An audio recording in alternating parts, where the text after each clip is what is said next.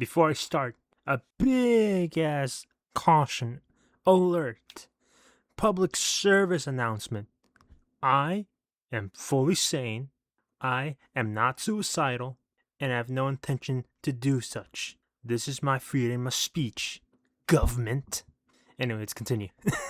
Yeep, yeep, yeepa! Hello, hello, hello, hello, hello, hello, hello, hello, hello. Hello there. I wanted to talk about a couple of intellectuals. People who know and have studied certain things. Things that might be illegal, things that might get you in trouble, but are very interesting. The three learned, illegal intellectuals that I will be talking about today are Pluty, Jstark, aka Jacob Dugu, that's German, and Uncle Fester, aka Stephen Preisler. He's a fucking interesting man. I'll be doing this a bit backwards on the timeline, so I'll be doing Jstark first, then Pluty, and then finally Uncle Fester, aka Stephen Preisler. Anyway, first runner-up is Jstark, 1809, aka Jacob D. He was a 28-year-old who unfortunately passed away from not from his 3D printed gun, but from a heart attack. Many think that the German government killed him from a heart attack gun, but more than likely he unfortunately died from stress, which caused the heart attack. Jacob was a very interesting man, for he just loved guns in general. He was part of a group called Deterrence Dispense. They just talked about guns and how fucked up the regulations are in Europe and in other places. They also tried designing and successfully launched 3D printed files for the FGC9, aka Fuck Gun Control 9mm, which is fucking insane. There have been 3D printed guns before, but they weren't as good or their designs were just way too bulky, such as the first 3D printed gun called the Liberator, created by a fucking pedophile, by the way. But it was just way too bulky, and it has the tendency to fucking explode. But that hunk of plastic was just the stepping stone, and many others like it, to the FGC9. This design was better. It was modern looking, and it just had the lack of tendency to explode in your arms. It's just very, very good. It's a very good design compared to what others came before it. And other people have borrowed this design to make their own guns. The FGC9 is designed to be semi-auto. Now, of course, we are not in the age where you could just print out a 3D printed gun and then boom, you have a gun. No, you still need the metal components to make the gun.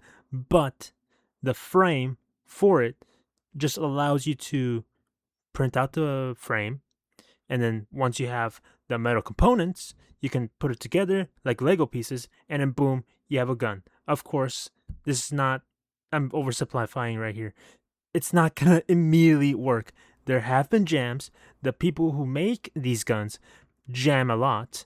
And there are many, many occasions where the plastic has not cooled right, or the designs are just fucked up for whatever reason, and they explode right on your hands. And people have died from this, or the gun just doesn't fire. What Jstark's group created was something that the creator of the Liberator could have dreamed of when he first made the gun. This thing is just good. There's nothing more to say. It's a good design. But there are some drawbacks, of course. It is a 3D printed gun, which many have said and stated that since it does not have a serial number, it is technically a ghost gun, aka big illegal right there. Of course, this is in Europe.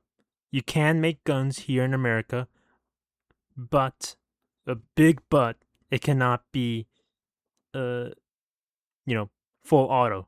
It has to be semi-auto to the extent. But even then, you'll still probably get arrested for making a gun, depending on your state. And depending if the ATF likes you or not, or if you have a dog.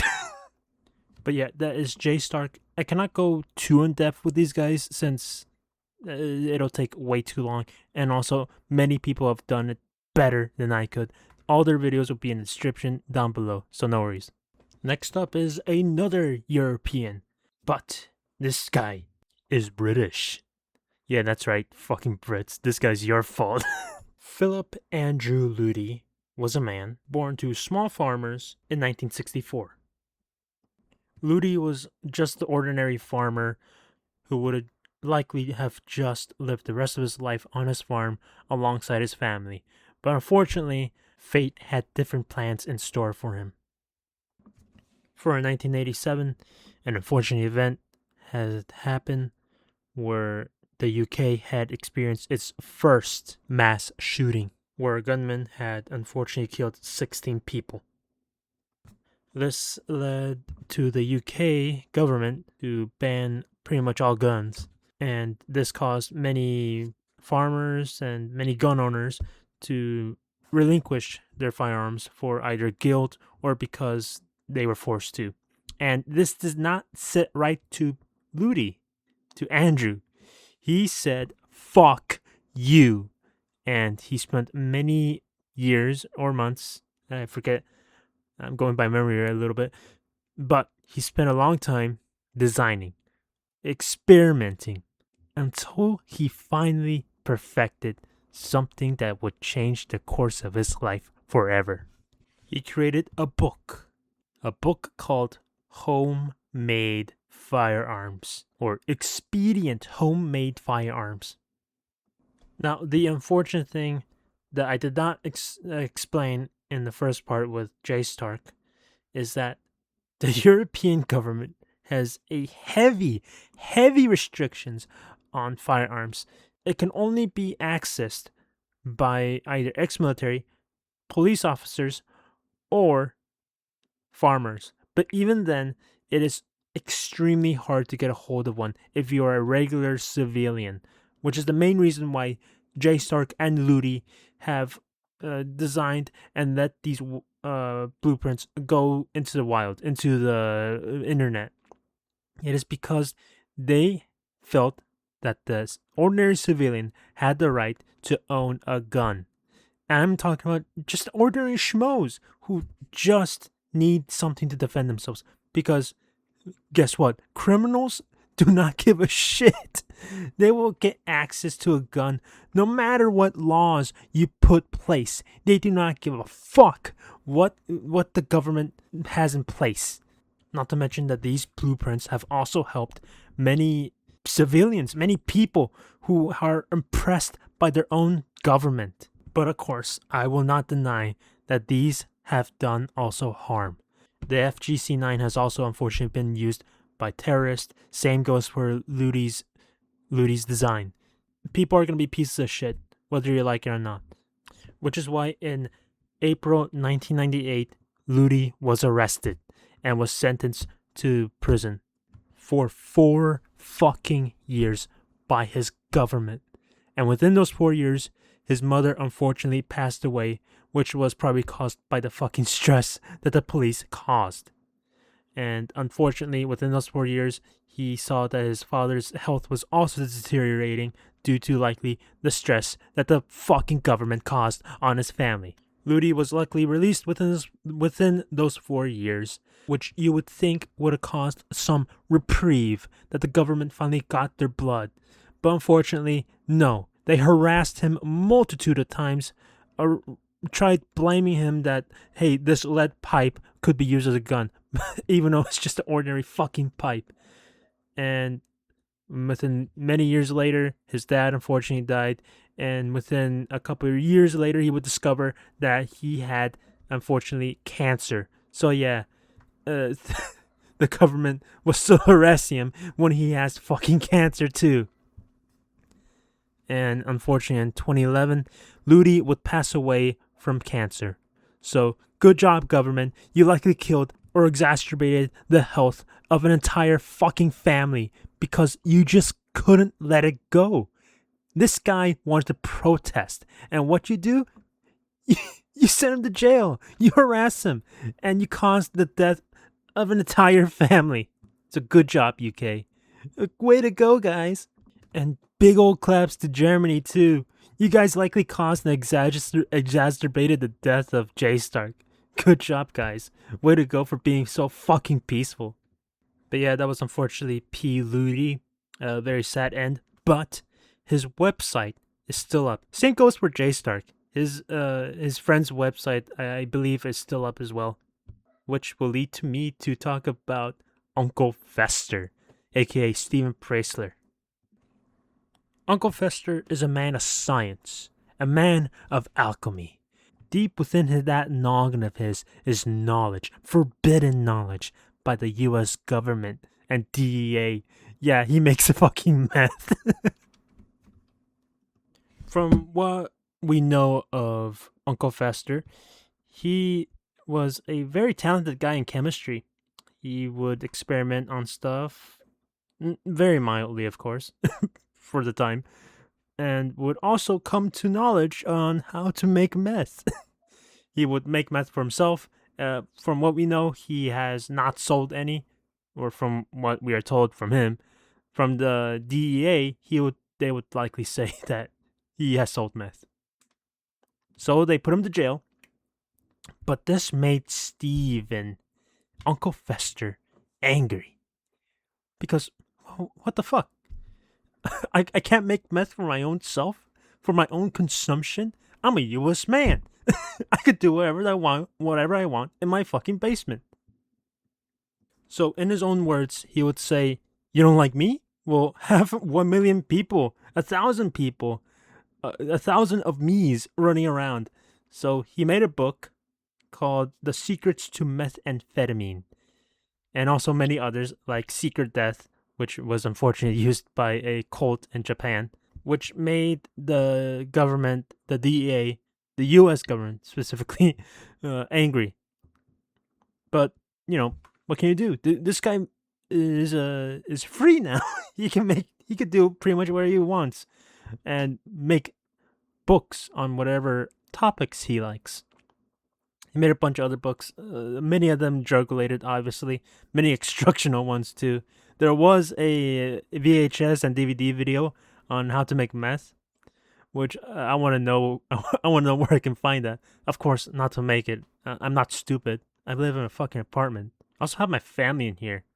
But yeah, after Uncle Fester's release, he continued to make more books and more chemistry, quote unquote, knowledge for many years, up until a certain Vice documentary released in 2024, but I believe it was recorded way earlier than that, where it shows Uncle Fester in a devil costume on Halloween Day making meth. Well, not meth exactly. He was doing the process of it. And during filming, you can see him salivating. You can see him fucking enjoying the creation of something that he wants to just try one last time. You could see in his face. He was salivating. He was drooling from the mouth, which is fucking hilarious. And also, fuck those Vice documentary guys, by the way. He was clean for like many years. And unfortunately, this led to him back to his roots. And I believe in 2025, he was arrested for making meth again, alongside other conspirators, which unfortunately led to his house being condemned and likely to be demolished because of the meth lab. Of course, Steven, aka Uncle Fester, stated that it was not meth he was making, which I'm gonna be honest, I do believe him, but it certainly is not looking good for him. This also led to his website, the website UncleFester.com, to unfortunately be either hacked into or just be left alone, unfortunately, which led to some Chinese, Japanese, or Korean gamblers to take over, and now it's just a Chinese gambling site, unfortunately. But luckily, his website was archived and is now in the back rooms of archive.org. So at least you can see the website yourself. But yeah, unfortunately, Steven Priestler, aka Uncle Fester, is now has been arrested, and is sitting in jail for his court date on August 24th. And at the moment, he does not have a defense attorney, which is very unfortunate. Uh, he is a very complicated guy. He, after he was released from jail, he just worked in a sheet metal factory for years to support his own family and sold books as well on the side. And from what I know, he just hasn't done anything to make me dislike him. I don't believe entirely that he was making meth. He stated himself that he was not, which you can believe 50-50, but he has stated that he was just making stronger alcohol down there, which I believe more. He seems like the type. Which I'm gonna be honest. So what if he made meth? Like seriously. Our entire government is run by fucking pedophiles. This guy is 100 times more likable than those guys. Release him. Send him off to the wild. Give him a bigger house too. But yeah, I do wish Uncle Fester the best of luck, and I hope he does not get a very long sentence since he is like 64 years old now. So come on, guys, let the man go. I salute to you, Uncle Fester. To you, Jstark, and to you, Pluty. That's pretty much the end of the video. I hope you guys enjoyed this whole shabacle of stuff. I will be talking about in the next video a certain game in a post-apocalypse. So be on the lookout. Anyway, always remember, we the people have the right to bear arms and to smoke copious amounts of meth. Alright, I'm done. Peace.